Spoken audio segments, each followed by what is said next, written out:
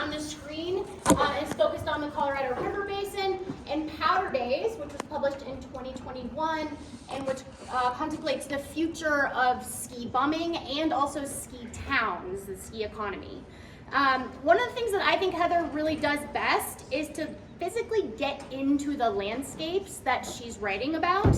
She takes us along rivers, right, and downriver and down mountains in Powder Days to, I think, reveal a much more compelling and nuanced take on environment-society relations than you would get from sort of an armchair expert who's doing the third-person omniscient Monday morning quarterback thing. We do that a lot in academia. In addition to writing these extraordinary books, Heather is a frequent contributor to places that I'm sure you've heard of, the New York Times, the Atlantic, and she's also a contributing editor to Outside Magazine. And she is, I'm sure, looking forward to taking questions from you all, in addition to talking about her work. We didn't really talk about question format. Would you like to take questions at the end, probably? Yeah, okay. Let's do questions at the end. Right, so be thinking of awesome questions to ask Heather. We'll hold those to the end. And with that, I'd like to welcome Heather Hanson.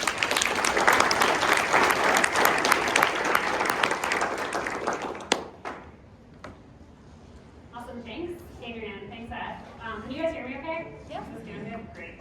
And thank you all for being here tonight. Adrian said, my name is Heather Hanson.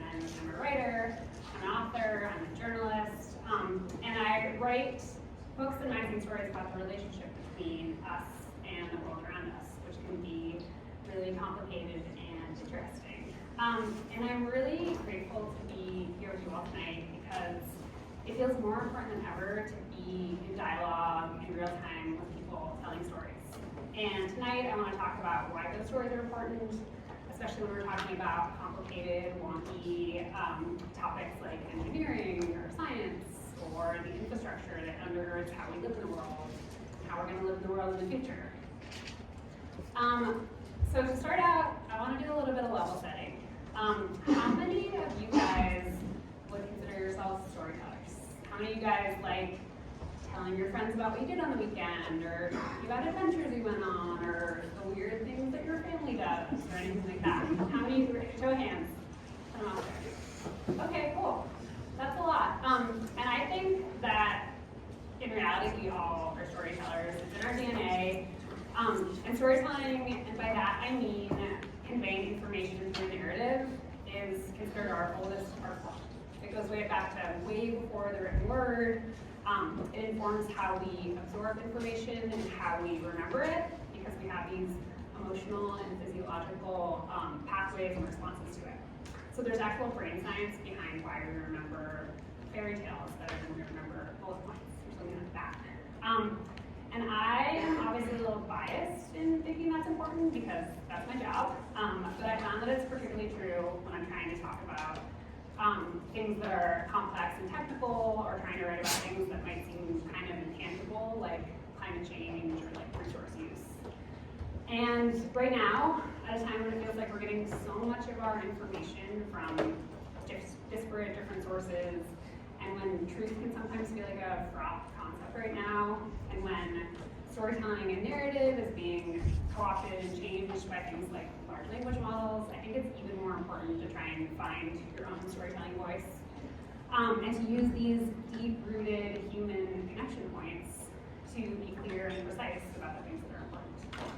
And I think that's crucial for any kind of communication, from conveying research to talking about policy. So I figured tonight I could tell you all some stories about how I've seen that play out, and also give you some tips that I've learned about how to tell the stories. Does that sound good? Sweet, let's do it.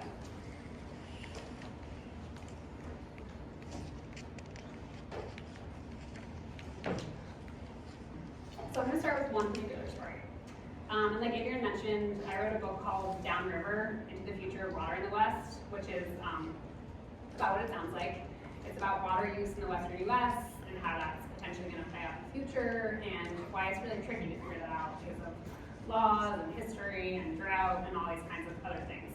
But to be able to write about huge, complicated future issues like that, I had to find a story and a way in to tell it. And to tell you how I did that, I'm going to back up a little bit and tell you guys that Maybe this is important for context, but before I was a writer, I was a river guide. And that was my job in college when I was doing what you guys are doing. It brought me to Colorado initially, and it led me to really fall in love with the rivers out here on the Colorado Plateau. For a long time, my mom was convinced that that was the only job that I was ever going to have, and she was pretty nervous about it because I was literally living in a van down by the river. But that work and kind of being there on the river gave me context on the bigger picture, and it gave me a stake. I cared about water, and I cared about what was happening because I cared about those rivers. And I saw how so many things, like food and energy production and recreation and climate change impacted those rivers that I cared about. And then, like a lot of river people, I got hurt, and I couldn't sustain doing seasonal work anymore. And so I got into journalism. And in doing that, I started thinking more about the logistical and the political side of water, more than just the river running and the recreational side. And I went to journalism school, a little bit north of here, no shade or anything, but I started reporting stories about water in Colorado because I had seen how crucial and conflicted water management and that river ecology was. And as I started to do research and worked on these stories, I still had a lot of questions. And that's because water is really complicated and because it means so many different things to so many different people. So there's a lot to figure out. And even though I cared about rivers and I was somebody who had a real personal stake in them, I couldn't find a lot of stories that answered my questions about what was going on and how we were using water and why, and what the rules even were for that. So I had all these questions. And I think that all good stories, and when I say stories, I don't just mean books or magazine articles. I mean anytime you're kind of trying to engage people and explain something. I think all those stories come from a question or from curiosity. And I'm guessing that when you all are writing things, a lot of the times you're probably trying to answer a question or explain something. And so I decided that the best way for me to answer those questions that I had about rivers and to really understand all the different types of water use, which felt really important, was to see what it looked like on the ground, like from the river. I figured that would give me the whole picture. And that brings me to tip number 1 for storytelling. You need a narrative. So what is a narrative? A narrative is basically a through line. It's something that brings you from point A to point B. It's like a map. And even when you're, writing a technical paper or something like that, you need some shape. It needs to go somewhere. And you need to give your readers a reason to stick with you and move along through the story. So my narrative for this book was that I decided to paddle the whole length of the Green River. Has anyone been on the Green? Cool, okay, that's a blue up there. So the Green is the biggest tributary of the Colorado River, which brings water to 40 million people in the Southwest. And it was a river that I had a personal connection to. I had spent time on it. It was a river that I was pretty sure that I could paddle and do the whole thing. I wasn't totally sure going in, but I was pretty sure. And it was a water body that had all these complicated tension points that I was curious about. So I thought that from being on that river, I could start to understand the pieces. And the Green, for folks who haven't had a chance to be on, which you totally should, is 730 miles long. It starts in the Wind River Range in Wyoming, and it runs through Wyoming and a bit of Colorado and Utah, and ends up in Canyonlands National Park, where it meets up with the main stem of the Colorado River. And it goes through cities and national parks and reservation and ranch land, and it gets used in all these different ways along the course. So by battling it, I could kind of see all the ways that the river was used and where those tensions were on the ground. And I decided to do most of the trip in a pack raft, which is that little raft from a couple slides back, that little kind of looks like a kid's toy almost, just like little and puffy.